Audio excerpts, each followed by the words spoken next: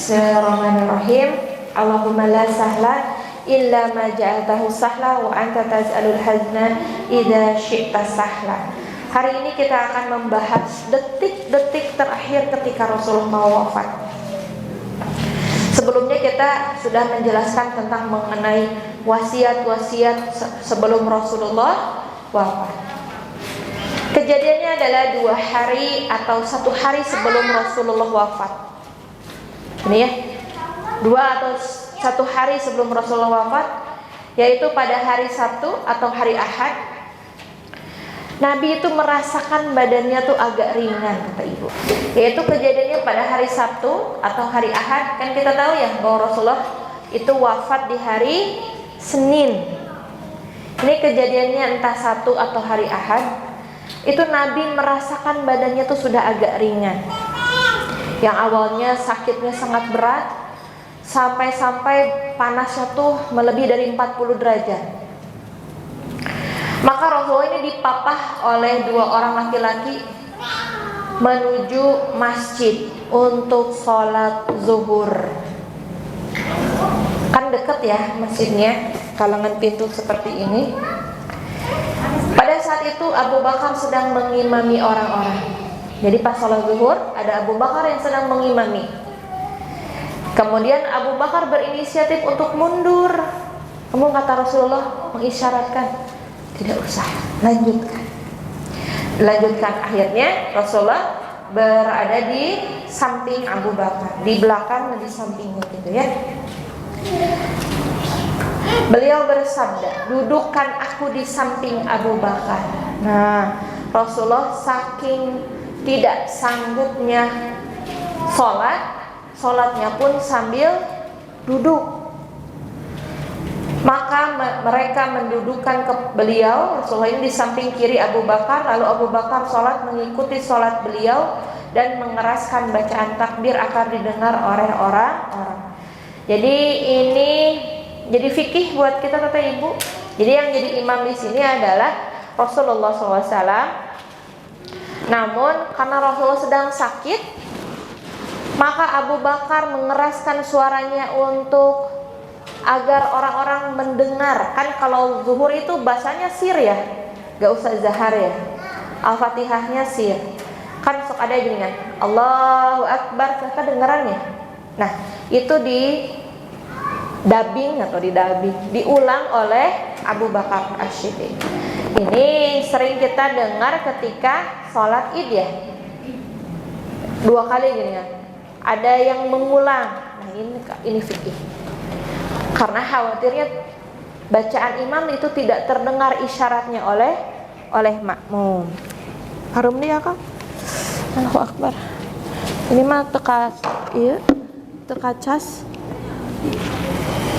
Lumayan. Kemudian setelah itu Rasulullah kata ibu menyedekahkan 7 dinar harta beliau. Kata Abbas pamannya Nabi, karena Abbas ini tahu rawut-rawut orang-orang yang mau meninggal. Jadi kan kita tuh suka gini ya punya, ada peribahasa nih. Lamun badem ngantunkeun teh sok ngadak-ngadak jajag geula, betul tidak ya? Sok jajag geula, tadi sakit repot tiba-tiba jag terus seperti meninggalkan jejak-jejak. Dan itu dilakukan oleh Rasulullah segar kembali.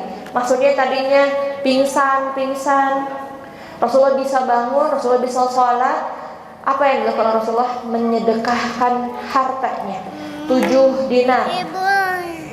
Udah ada, Amin jangan gitu Mi. Uang ya. Apa itu? Permen. Oh permen. Uang ya. Ya. Beliau menyedekahkan 7 dinar harta beliau dan memberikan senjata milik beliau kepada kaum muslimin. Jadi diwakafkan senjatanya kepada kaum muslimin. Lalu pada malam sebelumnya Aisyah meminjam minyak lampu dari pembantu perempuannya. Jadi maksudnya gimana? Dibayar hutang-hutangnya. Nah ini jadi hikmah buat kita Tete Ibu. Ketika ada pertanda itu, apa yang harus kita lakukan? Memaksimalkan amal soleh, melunasi hutang. Sementara ada yang belum terbayar, yaitu baju besi beliau yang digadaikan kepada seorang Yahudi seharga 30 sok gandum. Jadi Rasulullah pernah menggadaikan baju perangnya, baju besinya. Allahu Akbar, sabar. Ya, ke sana. Yang akhirnya nanti ini ditebus oleh pewarisnya, oleh keluarganya. Kenapa nggak langsung saja tuh Tete Ibu ya?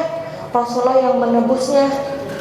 Ini jadi hikmah buat kita Teteh, karena warisan itu tidak hanya harta yang ditinggalkan oleh mayit atau oleh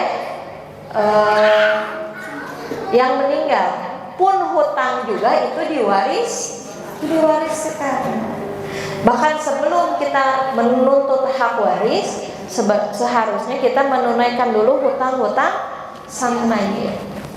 Tapi karena ini Rasulullah ada khosoisnya, bahwa Rasulullah itu, para nabi itu tidak meninggalkan warisan untuk keluarganya kecuali ilmu.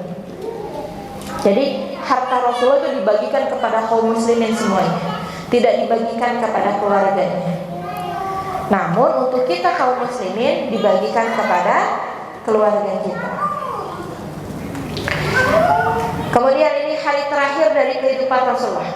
Kata Anas bin Malik meriwayatkan, Anas bin Malik, ingat Anas bin Malik adalah pembantunya Rasulullah, bahwa tatkala kaum muslimin sedang melaksanakan sholat subuh pada hari Senin yang diimami oleh Abu Bakar, Rasulullah tidak menampakkan diri. Kemarin zuhur sholat, sekarang tidak nampak. Namun beliau maksudnya tidak sholat berjamaah, hanya melihat dari tabir. Tabir mana? Tirai, ditinggalkan dengan wajah tersenyumnya. Masya Allah, kaum muslimin sudah melaksanakan sholat. Kemudian beliau tersenyum. Abu Bakar mundur ke belakang hendak berdiri sejajar dengan shaf karena dia mengira Rasulullah akan keluar untuk sholat dan menjadi imam. Namun Rasulullah tidak keluar.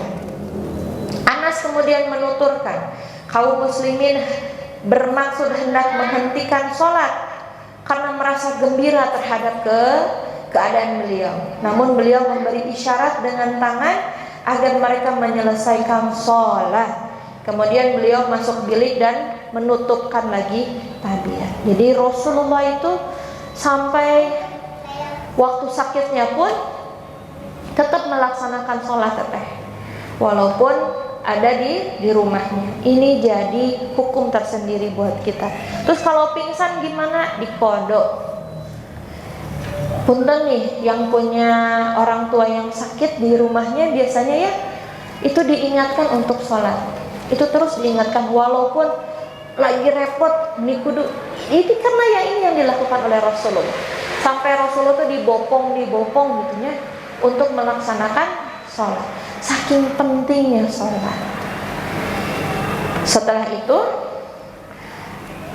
aku tidak melihat hari yang lebih buruk dan lebih muram selain hari saat Rasulullah wafat. Setelah subuh Rasulullah wafat. Di jam berapa? Di waktu duha. Setelah beliau meninggal ini, Fatimah berkata, wahai ayah, Rabb telah memenuhi doamu. Wahai ayah, surga Firdaus tempat kembalimu. Wahai ayah, kepada Jibril kami mengabarkan wafatmu. Mana ya kisah nanti ya? Nggak ada di sini. Oh ini.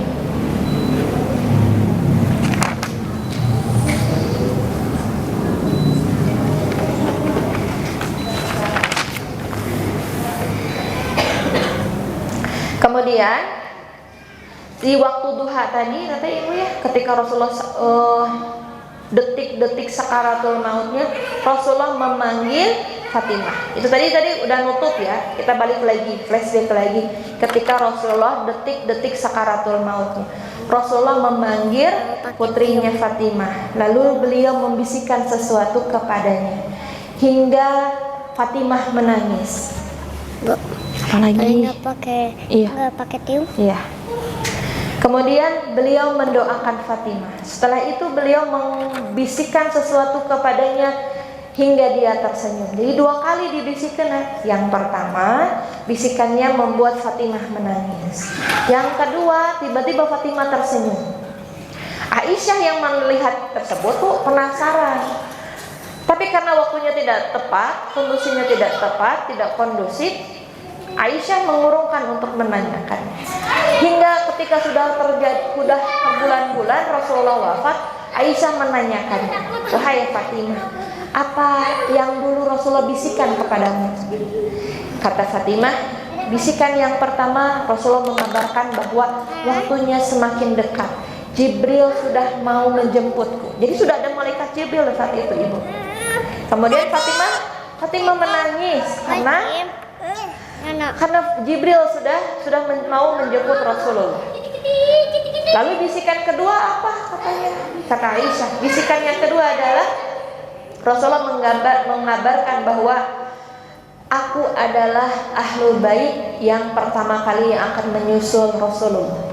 Jadi setelah Rasulullah wafat, Fatimah yang wafat. Jaraknya cuma 6 bulan. Dan luar biasa, masya Allah keimanannya Fatimah radhiyallahu anha ini. Beliau ketika dikabarkan seperti itu, beliau malah tersenyum. Coba mun kita setelah ini giliranmu nak, bapak mah tuh pamit amit pak, amit bapak tuh pak nyebut. Tapi Fatimah malah tersenyum. Dikabarkan bahwa setelah ini engkaulah yang pertama kali akan menyusul. Dan Fatimah tersenyum. Kemudian Fatimah bisa melihat penderitaan yang amat berat pada diri Rasulullah. Maka Fatimah berkata, "Ya wahai ayah, alangkah menderitanya engkau." Kemudian Rasulullah menjawab, "Tidak ada penderitaan atas ayahmu setelah hari ini." Kemudian Rasulullah memanggil Hasan dan Husain, lalu memeluk keduanya dan memberikan nasihat yang baik. Beliau juga memanggil para istri beliau, memberi nasihat dan peringatan kepada mereka. Rasa sakit beliau semakin bertambah berat, ditambah lagi pengaruh racun yang dibubuhkan ke dalam daging oleh wanita Yahudi yang beliau makan sewaktu di Khaybar. Siapa yang memberi ingat namanya Zainab ya Bu, tapi binnya saya lupa. Kita flashback lagi ke perang Khaybar. Setelah beres perang Khaybar, masih ingat perang Khaybar di mana? Kemarin di soal ada tuh. Setelah perjanjian Hudaybiyah, perang pertama itu adalah perang Khaybar, perang melawan Yahudi. Dan Yahudi nggak keluar kan, nggak keluar dari sarangnya. Setelah beres pengepungan selama 40 hari, Khaybar takluk. Namun tetap aja Yahudi orangnya licik itu. Ketika makanan sudah dihidangkan, paha kambing yang akan dimakan oleh Rasulullah itu diberi racun. Dan adabnya itu, kalau belum Rasulullah yang makan, sahabatnya nggak makan. Jadi mereka melihat Rasulullah apakah sudah menyentuh makanannya atau tidak. Nah, Arumi jangan di sana, di belakang di sana. Memang teh. Nah, kemudian ketika Rasulullah mau hendak mencubit daging paha tadi dan dimasukkan ke mulutnya, Jibril mengungkapkan bahwa ya Rasulullah di paha, bukan Jibril, bahkan daging kambingnya sendiri berkata bahwa daging ini ada racunnya. Dilepeh oleh Rasulullah, satu sahabat Rasulullah sudah ada yang memakannya hingga wafat. Baru sampai mengunyah kerasa tuh kerasa efek dari racunnya. Maka kata para ulama, digabungkan itu kematiannya Rasulullah itu. Yang pertama karena racunnya, sehingga Rasulullah juga disebut sebagai syahid. Yang kedua karena sakitnya. Jadi Rasulullah juga disebut sebagai seorang syuhada karena racun tadi, karena efek racun tadi, sehingga Rasulullah wafat karena dibunuh. Nah, intinya kan kalau seorang syahid itu dia yang meninggal di jalan Allah karena dibunuh oleh orang kafir.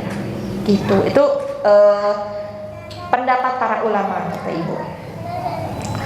Kemudian kata Rasulullah, wahai Aisyah, aku masih merasakan sakit karena makanan yang sempat kucicipi di Khaybar.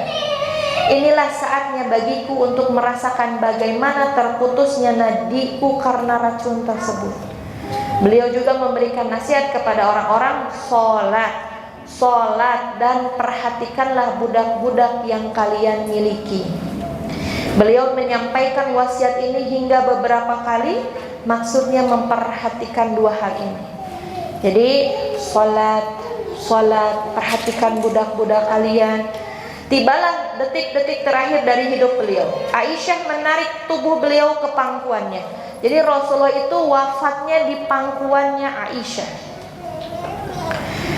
Aisyah juga pernah berkata, sesungguhnya di antara nikmat Allah yang dilimpahkan kepadaku, bahwa Rasulullah meninggal di rumahku pada hari giliranku dan berada di dalam rengkuhan dadaku.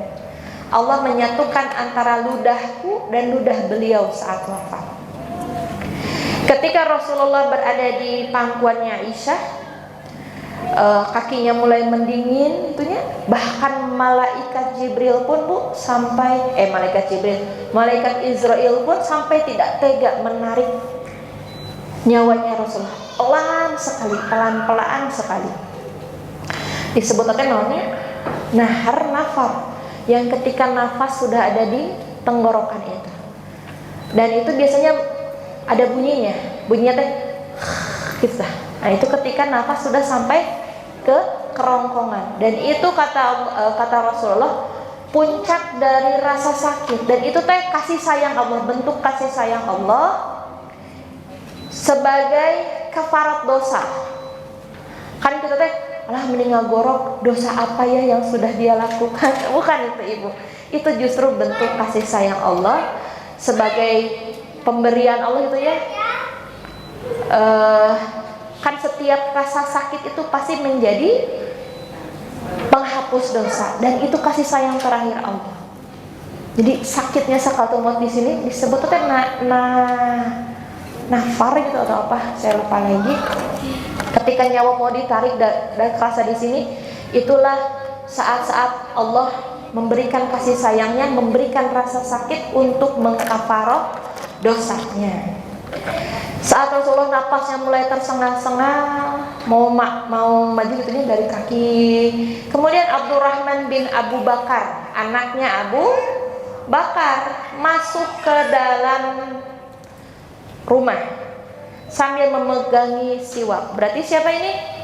Sepupunya, adiknya Aisyah, saudaranya, masih saudara Rasulullah berarti. Kenapa bisa masuk ke rumah Aisyah? Berarti ini karena adiknya Aisyah. Beliau membawa siwak. Saat itu aku sedang merengkuh tubuh beliau, aku melihat beliau melirik ke siwak. Jadi hal yang terakhir kali yang Rasulullah inginkan, Rasulullah lakukan adalah bersiwak. Itu. Lihat ada siwak di nusakuna Abdurrahman bin Abu Bakar. Rasulullah, apakah engkau mau bersiwak? Rasulullah mengisyaratkan dengan matanya. Iya. Tidak menyebutkan ya, namun mengisyaratkan dengan matanya. Akhirnya siwaknya diambil, dikunyah oleh Aisyah, dilembutkan dulu dan digosok-gosokkan ke giginya. Itulah keinginan terakhir oleh Rasulullah. Kemudian di dekat tangan beliau saat itu ada bejana berisi air. Beliau mencelupkan kedua tangan ke dalam air, lalu mengusapkan ke wajah sambil bersabda, La ilaha illallah Sesungguhnya kematian itu ada sekaratnya. Usai bersiwak, beliau mengangkat tangan atau jari-jari, mengarahkan pandangan ke arah langit-langit rumah, dan kedua bibir beliau bergerak-gerak. Aisyah sempat mendengar sabda beliau pada saat-saat itu. Bergumam tuhnya,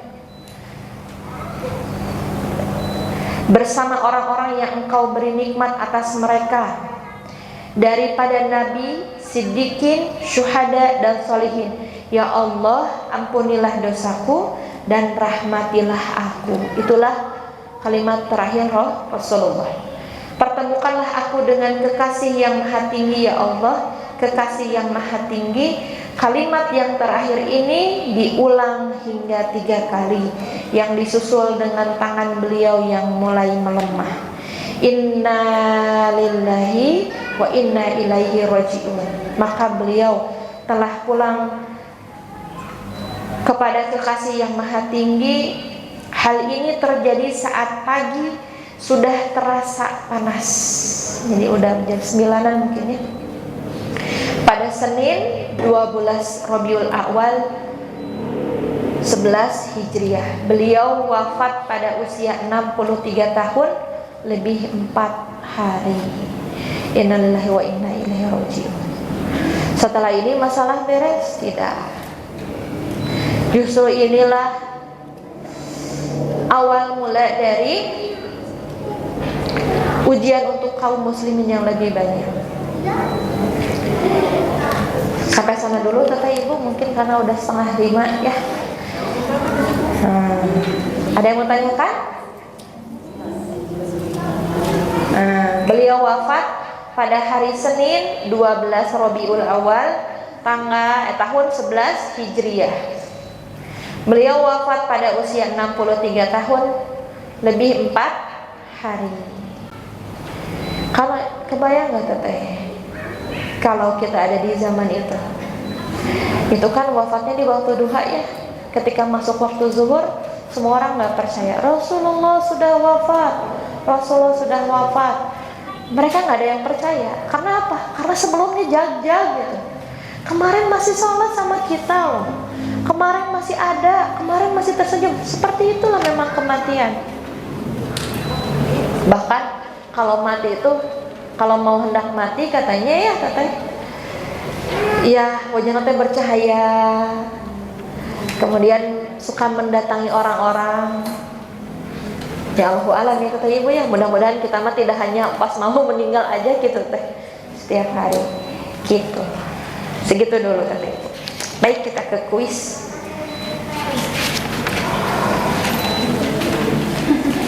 Cukup 5 pertanyaan, jawaban langsung. Kasih nama ya. Dikasih nama.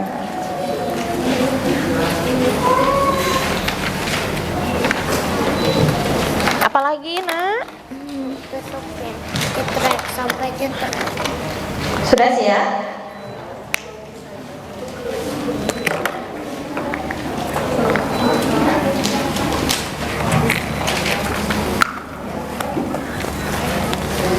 Nih.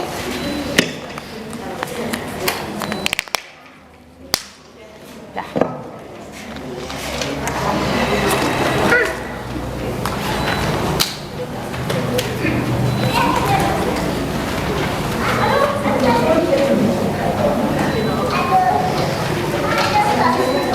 Sudah ya?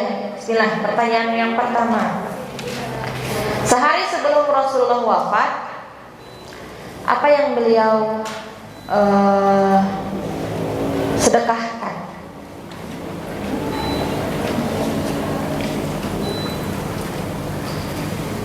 Apa yang beliau sedekahkan untuk kaum muslimin suatu hari sebelum Rasulullah wafat?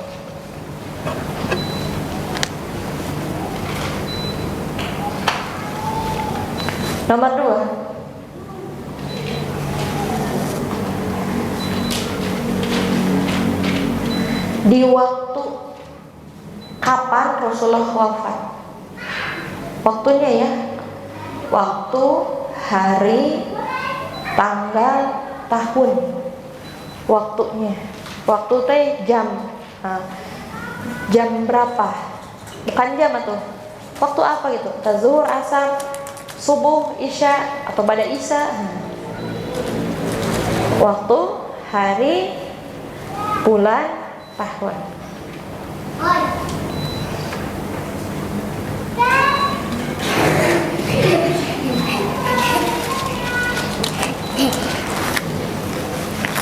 Yang ketiga,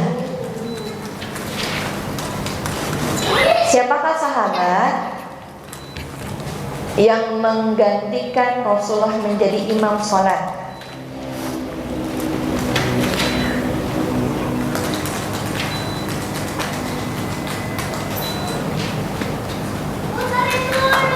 Gambilnya nomor 4. Oh belum, sok.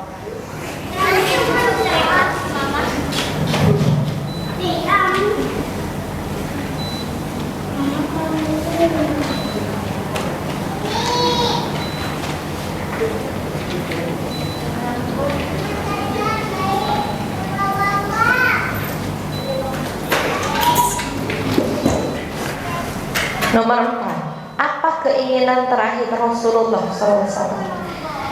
Apa keinginan terakhir yang ingin dilakukan, ya, bukan diucapkan, dilakukan oleh Rasulullah? Apa yang Rasulullah lakukan di waktu-waktu detik terakhirnya?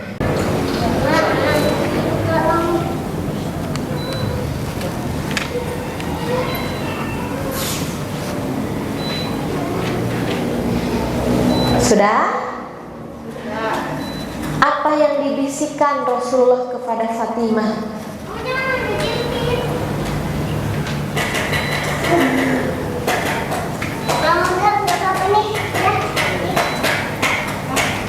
Wah, gampang sekali kata ibu ya.